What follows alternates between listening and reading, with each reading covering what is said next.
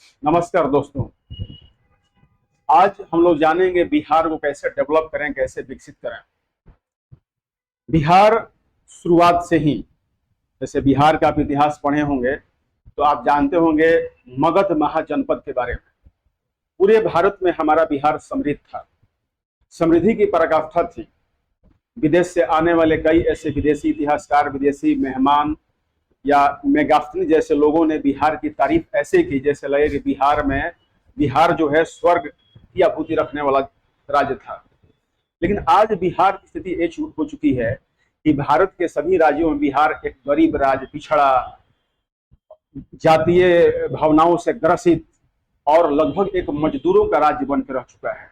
आपको हमको सुनने में ही बिहार के बारे में बहुत ही शर्मनाक लगता है। बिहारी होने पर जब हमको गर्व होना चाहिए था, वहां बिहारी होने पर एक अभिशाप माना जाने लगा है कि आप बिहारी हैं, आप ऐसे होंगे, वैसे होंगे, आलसी होंगे, ये होंगे। वो अलग बात है कि यूपीएससी के परीक्षाओं में बिहार के कुछ बच्चों ने अच्छे रिजल्ट दिए और यूपीएससी परीक्षाओं में बिहार के बच्चों ने नाम दिया है। लेकिन सिर्फ यूपीएससी में कितनी सीट होती है? 1000 सीट के अंदर अगर 200-400 बच्चे हो भी जाते हैं तो बिहार को सफल होने वाला क्या है? और यूपीएससी निकालने वाले बच्चे बिहार में ही रहें कोई जरूरी नहीं है। हम लोग आज बात करेंगे बिहार के बेसिक डेवलपमेंट के बारे में। बिहार को हम लोग विकसित कैसे करें। मैं जब स्टूडेंट लाइफ में था तो पढ़ रहा था तो पटना में लाल कृष्ण आडवाणी का एक भाषण हुआ था गांधी मैदान में। तो मुझे याद है कि उन्होंने कहा था कि बिहार में एक तरफ मैदान है और एक तरफ झारखंड जैसे, उस समय सम्मिलित बिहार था, तो झारखंड जैसे खनिज क्षेत्र वाले प्रदेश हैं। बिहार को जापान बनते देर नहीं लगना चाहिए। ये बात सही है कि झारखंड का माइंस और उत्तरी बिहार का, मतलब जो वर्तमान बिहार है, यहाँ का जमीन, अगर दोनों मिलकर सही ढंग से काम करें या सही ढंग से प्लानिंग किया जाए तो हमको जापान से बहुत आगे रहना चाहिए था। लेकिन आज बिहार भारत में सर्वाधिक गरीब है। गरीब क्यों है इसके पीछे मुझे अभी बताने की आवश्यकता नहीं है। मैं इस गरीबी के दुष्चक्र से बारे में निकालने के बारे में आपसे बात करूंगा, कैसे बिहार को हम लोग गरीबी से निकाल सकते हैं। तो इसलिए पीछे आप देख सकते हैं कि बिहार विकसित कैसे होगा। बिहार विकसित कैसे होगा, इसके लिए कुछ जरूरी काम करने होंगे। बिहार को डेवलपमेंट करने के लिए, बिहार को नई ऊंचाइयों पर ले जाने के लिए बहुत से काम करने होंगे, जिसमें सबसे बड़ी बात है जो बेसिक आप जाने उसको। इसे फर्स्ट में सबसे है कि किसी भी चीज को डेवलप करने के लिए, वो व्यक्ति हो, इंसान हो, समाज हो, गांव हो, प्रखंड हो, देश हो, राज्य हो, जरूरी है कि उसको विकसित करने वाले जो राजनीतिक लोग होते हैं, जो नीतियां बनाते हैं, उनमें इच्छा शक्ति की होनी जरूरी है। तो राजनीतिक इच्छा शक्ति होना किसी भी राज्य में डेवलपमेंट के लिए सबसे पहले जरूरी है। अभी तो मैं सुन रहा हूं कि कल बिहार में 23 जून को सारे विपक्षी पार्टी एकजुट होंगे, लेकिन वो बिहार को डेवलप के लिए नहीं करेंगे, वो अपनी पार्टी को बचाने के लिए करेंगे। वो अलग बात है, हम बात करेंगे। तो सबसे पहले बिहार को विकसित होने के लिए जरूरी है राजनीतिक इच्छा शक्ति। इसमें राज्य के लिए अच्छे कानून बनेंगे और राजनयिक लोग, मंत्री और संबंधित विभाग के लोग जब आगे आके फ्रंट फुट पे काम करेंगे तो बिहार डेवलप होगा। दूसरी, निवेश को आकर्षित करने होगा। बिहार में कोई पूंजीपति नहीं है, बिहार में कोई इतना बड़ा पैसा नहीं है कि बिहार में बड़े उद्योगों को लगा सके। वो टाटा हो, बिरला हो, अडानी हो, अंबानी हो, कोई बिहार के नहीं है। और ना विदेश, अमेरिका से, जापान से कोई पैसे बिहार में लगने जा रहा है। तो ऐसे जब तक विदेशी निवेश को या फॉरेन इन्वेस्टमेंट को, या राज्य के बाहर जो भारत में बड़े बड़े उद्योगपति हैं, उनको बिहार में लाकर हम लोग आकर्षित नहीं करेंगे, बिहार में कैसे लाया जाए इस पर नहीं सोचेंगे, तो बिहार विकसित होने वाला नहीं है। इसलिए जरूरी है कि निवेश को हम कैसे आकर्षित करें, वो अपने देश का निवेश हो या फॉरेन इन्वेस्टमेंट हो। आधारभूत संरचना के विश्व स्तर पर बनाना।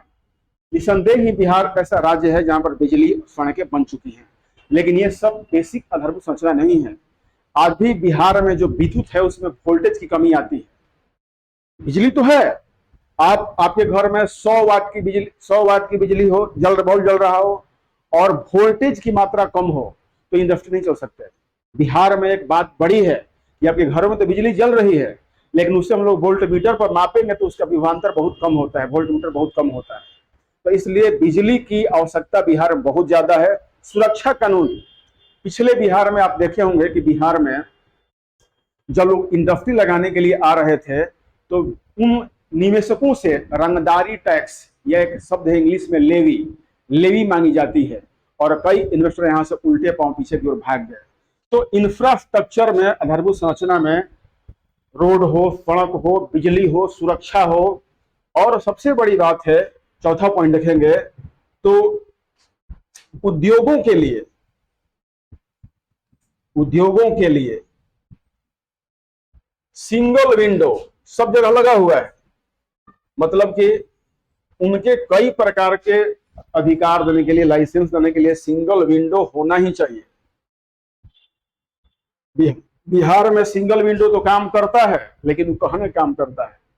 मेरे ही क्लास के एक बच्चे ने स्टार्टअप शुरू किया है, और वो मुझसे बच्चा बता रहा था, ये बता रही थी कि किस प्रकार हमको समस्याओं सूझना पड़ रहा है। ये केवल कहने की बात है, सरकार तो पास कर देती है, लेकिन जेई हैं चाहे दूसरे अधिकारी हैं, कितने दौड़ाते हैं, वो बात अभी भी बिहार में है। तो सिंगल विंडो का मतलब ये नहीं कि बिहार सरकार केवल कह दे कि हमें स्टार्टअप करा देंगे और दूसरे अधिकारी दौड़ाते रहे तो बिहार में निवेश नहीं हो पाएगा और बिहार के लोग डेवलप नहीं हो सकते। पांचवी बड़ी बात है कि बिहार में सरकारी पूंजी का तात्पर्य यह है कि सरकारी पूंजी का निवेश सरकार अपने स्तर पर भी कुछ ऐसे सार्वजनिक उद्योगों को लगाए जिससे लोगों को भरोसा बढ़ सके कि इस तरह का इंडस्ट्री लगाने से डेवलपमेंट हो सकता है। सरकार अपने खर्च पे या सहकारिता क्षेत्र में कुछ ऐसे इंडस्ट्री लगाए कि दूसरे निवेशों को लगे कि नहीं, बिहार में ऐसी इंडस्ट्री अगर शुरू की गई है तो बिहार एक बड़ा बाजार है, यहाँ पर हम लोग इंडस्ट्री को बढ़ावा दे सकते हैं। तो सबसे बड़ी बात है, एक बार मैंने कहीं पढ़ा था कि गुजरात में अगर निवेशक नहीं आ रहे थे तो किसी प्रकार सबसे पहले के बड़े निवेशक टाटा को बिहार में बुलाया गया, गुजरात में बुलाया गया। कुछ और विडंबना देखिए, हमारे तो बिहार के ही टाटा थे, संयुक्त बिहार के ही टाटा थे, अब झारखंड में है और बिहार आज सबसे गरीब है। जो राज्य टाटा को अपने यहाँ बुला के निवेश करा के वो आज भारत में सबसे अग्रणी राज्यों की श्रेणी में है, और हमारे यहाँ टाटा रहते हुए अलग हो गया और उत्तरी बिहार में, वर्तमान बिहार में एक पैसा लगाने को तैयार नहीं है। तो सबसे बढ़िया कि बिहार में पहले बिहार सरकार अपनी पूंजी का निवेश करे और किसी क्षेत्र में डेवलपमेंट करके दिखाए दुनिया को कि नहीं, ऐसे यहाँ पर डेवलपमेंट हो सकता है, तो निश्चित ही आकर्षण होंगे और निवेश होंगे। बात करते हैं कि बिहार को डेवलप करने के लिए हम लोग क्या क्या कर सकते हैं। ये तो बहुत सी बातें जो मैंने आपको 5 मिनट बताई आधारभूत बातें थी। बिहार को डेवलप करने के लिए हम लोग क्या क्या कर सकते हैं। तो सबसे पहले कुछ मैं आपको एग्जांपल देना चाहूंगा। सबसे बड़ी बात है कि बिहार में फूड प्रोसेसिंग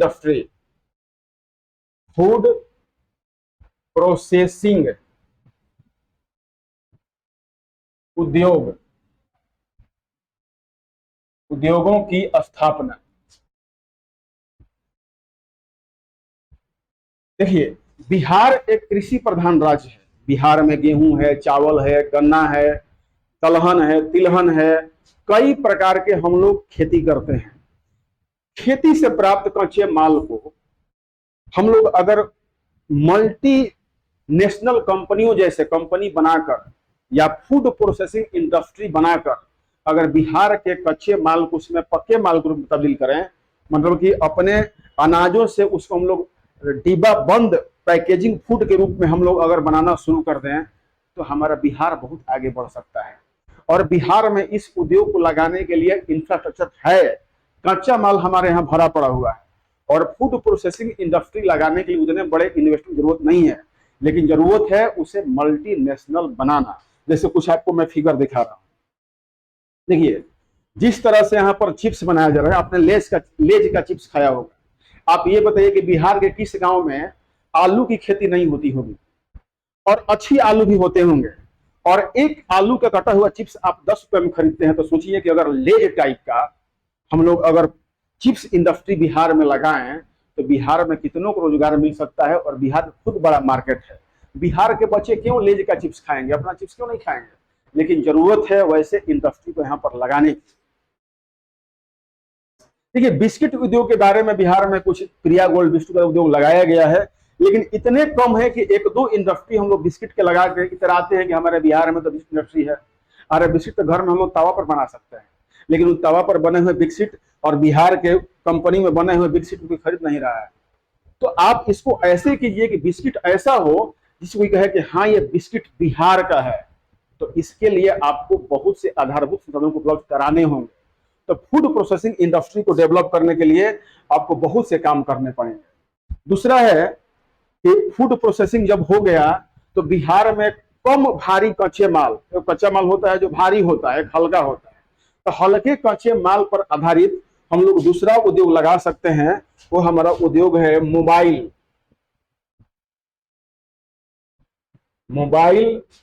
फोन उद्योग।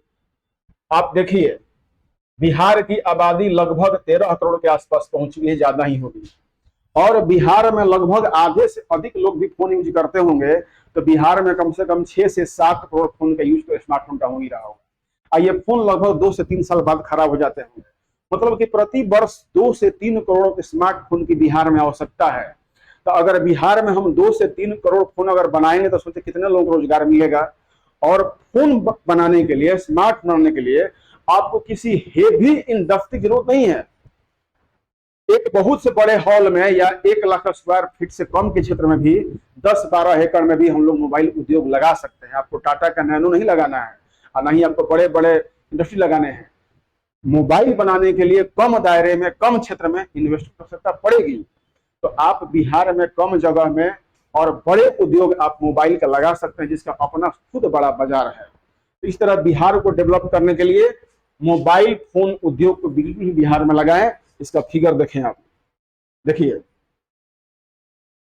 किस तरह से बिहार में हम लोग मोबाइल को बना सकते हैं। मोबाइल हब बिहार में हम लोग बना सकते हैं।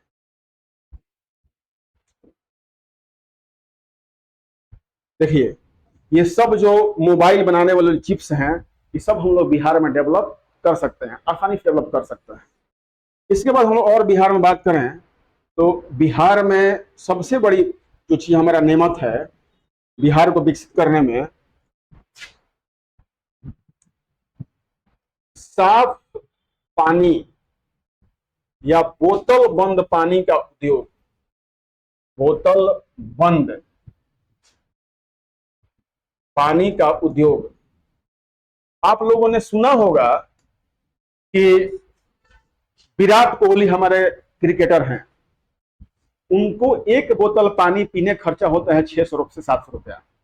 सोचिए पानी ही है। हम वैसा पानी क्यों नहीं बना पा रहे हैं। हमने पढ़ा है कहीं पर कि 1700 रुपये लीटर भी पानी बिकता है। बिहार में गंगा जैसी शुद्ध नदी है, ग्राउंड वाटर है। इसे ऐसे पानी या बोतल बंद पानी का उद्योग हम लगाएं कि हम लोग अमेरिका को भी पानी पिला सकते हैं। क्यों नहीं। बिहार में जो हमारा सबसे बड़ा नेमत है जल का, तो जल इंडस्ट्री को जो 1700 रुपये लागत बोतल की बनती है, उसमें बाकी चीजों को हम लोग कम करके एक अच्छे पानी निर्माता बन सके, बिजलरी जैसे बोतल हम बना सके। लेकिन हमारे यहाँ तो नकली नकली पानी ट्रेनों में स्टेशन पर बेचे जाते हैं। क्यों नहीं एक हम मानक पैमाने का पानी बना पाते हैं बिहार में। क्यों नहीं उसका हम लोग मार्केटिंग कर पाते हैं। तो बिहार में पानी भी बेच के बिहार को डेवलप बनाया जा सकता है। घर घर में उद्योग लगाया जाए, किसी एक ब्रांड को अलग अलग जगह पर बनाने दे दी जाए, उस ब्रांड का ब्रांडिंग किया जाए वर्ल्ड लेवल पर, तो बिहार पानी बेच के भी अधिक धनिक हो सकता है। देखिए किस तरह से पानी को हम लोग प्यूरिफायर करते हैं, और प्यूरिफायर करने के बाद इसको हम लोग बोतलों में पैक करते हैं। तो इस तरह से हम लोग सारे जो इंडस्ट्री हैं हम लोग पानी के उद्योग पर लगा सकते हैं। आगे हम लोग आते हैं कि बिहार में और क्या कर सकते हैं। बिहार में इलेक्ट्रॉनिक उद्योग। बिहार में इलेक्ट्रॉनिक्स उद्योग। अब आप ये समझें कि बिहार में इस उद्योग के लिए कच्चा माल कहां से आएगा। अरे इलेक्ट्रॉनिक्स इंडस्ट्री के लिए कितना भारी माल होना चाहिए यार। उसमें प्लास्टिक, छोटे छोटे चिप्स होते हैं, थर्मोप्लास्टिक होते हैं। मेन तो बिहार में अधिकांश इंजीनियरिंग कॉलेजों में सब बच्चे सॉफ्टवेयर ही पढ़ रहे हैं। तो बिहार में एक सस्ता लेबर है, मतलब कि कम पैसे पर आपको इंजीनियर मिल जाएंगे। तो बिहार में जो इलेक्ट्रॉनिक्स उद्योग है, इलेक्ट्रिक क्षेत्र में कितने बच्चे इंजीनियरिंग करके घूमे घूमे जाकर दिल्ली में, कलकत्ता में काम कर रहे हैं, उनको रोजगार दीजिए। सहकारिता स्तर पर कंपनी को डेवलप करके उनको बिहार में इलेक्ट्रिक बनाइए। बिहार में दिवाली एक महत्वपूर्ण त्योहार पर्व है। अगर बिहार में इलेक्ट्रॉनिक्स में अगर लड़ियों को भी अगर ढंग से बना दिया जाए और चीन से सस्ता कर दिया जाए, तो बिहार से बहुत बड़ा इसका मार्केटिंग है। बिहार से बहुत ज्यादा हम इसको एक्सपोर्ट कर सकते हैं। लेकिन इसके लिए राजनीतिक इच्छा शक्ति की होनी जरूरी है। बिहार में किस घर में टीवी नहीं है, किस घर में बल्ब नहीं है, लेकिन जो भी बल्ब बनते हैं बिहार में, उनको कैसा पता है? तो एक मानक ब्रांड जो मतलब कि वर्ल्ड लेवल का हो, वो सब काम करने की आवश्यकता है बिहार में। आप काम कीजिए, बिहार आपका डेवलप होगा। लेकिन यहाँ के तो राजनेता लड़ रहे हैं, कोई पलटू राम कह रहा है, कोई घसीटू राम कह रहा है, कोई चारा चोर कह रहा है, सब कलमैया कलपट्टा में मिलेंगे आकर 23 जून को ये सारे लोग मिलेंगे। ये बिहार के डेवलपमेंट के लिए नहीं मिलने जा रहे हैं, इनका कैसे विनाश न हो उससे बचने के लिए सब मिल रहे हैं। चर्चा इसकी होगी बाद में, लेकिन बिहार में हम लोग इलेक्ट्रॉनिक्स उद्योग को कम दाम में स्थापित करके विश्व लेवल का बना के हम लोग बिहार से बड़ी मात्रा में एक्सपोर्ट कर सकते हैं। नेक्स्ट हम लोग देखेंगे, देखिए ये सारे किस तरह से इलेक्ट्रॉनिक्स के सामान और चिप्स बनाए जा रहे हैं। बिहार के बच्चे इसमें बहुत अव्वल हो सकते हैं, बहुत कुछ काम कर सकते हैं, लेकिन इनको बिहार में मौका नहीं मिलता, क्योंकि आप लोगों तो बिहार को मजदूरों का फैक्ट्री बना के छोड़ दिया है। ये कहीं बाहर जाकर काम करेंगे, ब्रेन ड्रेन बिहार से हो रही है। आपके घर के अगल बगल का कोई बच्चा जरूर विदेश गया होगा, और हर एक घर का बच्चा तो गुजरात का माने जरूर गया होगा, मुंबई जरूर गया होगा, कलकत्ता जरूर गया होगा। क्या उन्हें हम लोग बिहार में रह के उद्योग नहीं रख सकते? आपके हमारे गांव के बच्चे जाके दिल्ली में और कलकत्ता में जा करके और इलेक्ट्रॉनिक्स उद्योगों में कूलर बनाते हैं, टीवी में कसते हैं, फीटर काम करते हैं, बिहार में तो नहीं कर सकते। बस आपकी राजनीतिक इच्छा शक्ति कमी है। और बिहार में जिस दिन से इलेक्ट्रॉनिक्स उद्योग लगाए जाएंगे तो बहुत से लोगों को रोजगार मिलेगा। देखिए बिहार में एक चीज और है, बिहार के लगभग सभी ग्रामीण क्षेत्रों में बम्बू बांस पाए जाते हैं। बांस, तो बांस से तो हम लोग कुटीर उद्योग इससे डेवलप करते हैं, कुटीर उद्योग तो हम लोग लगाते हैं, लेकिन आज बांस से कई प्रकार के सामग्रियों को बनाने की आवश्यकता है। बांस कई सजावटी सामान, बड़े स्तर पर फर्नीचर, सजावटी सामान, यहां तक कि अब तो बांस के रेशे से अब मतलब कि धागे भी तैयार किए जा रहे हैं। तो बांस आधारित सजावटी सामान और बहुत सामानों को हम तैयार करके आज विश्व भर में उसको पहुंचा सकते हैं। कम लागत पर अच्छी सुंदर सामानों को बनाने में तो बिहार का महारत हासिल था, लेकिन पुनः इसे पुनर्जीवित करने की आवश्यकता है। और बंबू इंडस्ट्री हम लगा करके बिहार में, बांसों को हम लोग बढ़ावा देकर के बिहार में बहुत से उद्योगों को हम लोग लगा सकते हैं बांस आधारित। दूसरा हम लोग बात कर सकते हैं बिहार में, देखिए आज दुनिया में मांसाहार का प्रचलन है। कुक्कुट पालन, जो कुक्कुट पालन है, मुझे लगता है कि बिहार में अब शाकाहारियों की संख्या घटती जा रही है। लेकिन ऐसा सुनने में आता है, आपके अगल बगल के हो चाहे मेरे कोई दोस्त हो, कि मैंने तो कुक्कुट पालन किया यार, कोई खास फायदा नहीं है। उसको ब्रॉड स्तर पे बड़े तरीके पे कुक्कुट पालन को कैसे डेवलप करेंगे, चाइना जैसे कैसे बड़े बड़े कुक्कुट पालन के हैंडल्स लगाएंगे। हैदराबाद को अंडों की टोकरी कहा जाता है, क्यों नहीं हम लोग बिहार में अंडों की टोकरी का टोकरा बना सकते हैं? बना सकते हैं, लेकिन जरूरत है कि बिहार के जो उद्योगपति हैं या जो स्टार्टर हैं, उनको ढंग से मार्गदर्शन, एकल विंडो से उनके लिए, उद्योगों के लिए विकास के लिए सारे साधन उपलब्ध कराया जाए और सारी सुविधाएं दी जाए। तो बिहार में कुक्कुट पालन करके भी बिहार में बड़ी मात्रा में हम लोग पैसा कमा सकते हैं और बिहार में रोजगार डेवलप कर सकते हैं।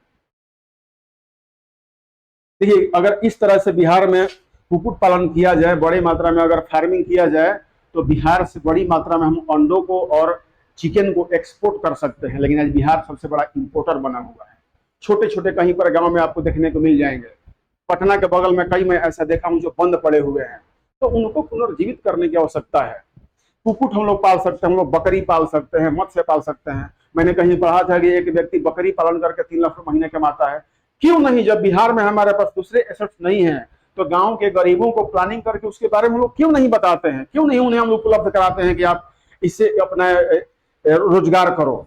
तो बहुत कुछ करने के लिए बिहार में है कम पैसे में, लेकिन बिहार के नेता, लीडर्स और प्लानिंग करने वाले व्यक्ति सिर्फ अपने साख बचाने में लगे हुए हैं।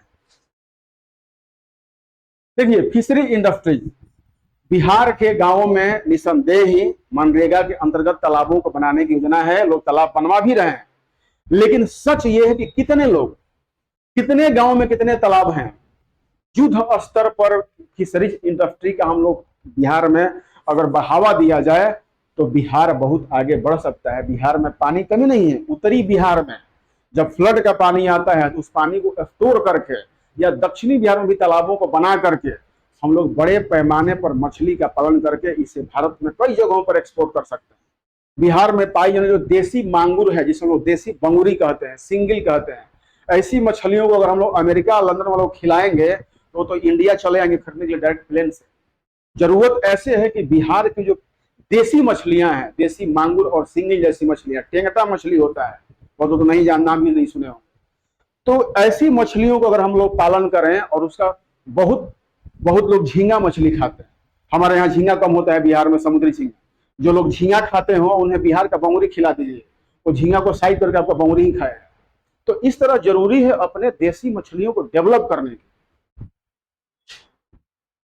देखिए किस तरह से बहते हुए पानी में कैसे इसको मछली पालन किया गया है। बिहार में जो फ्लड एरिया है, तो फ्लड एरिया में ये कृत्रिम, मतलब कि नदी बह रही है, इस नदी के अंदर ही मछली पालन की व्यवस्था कर दी गई है।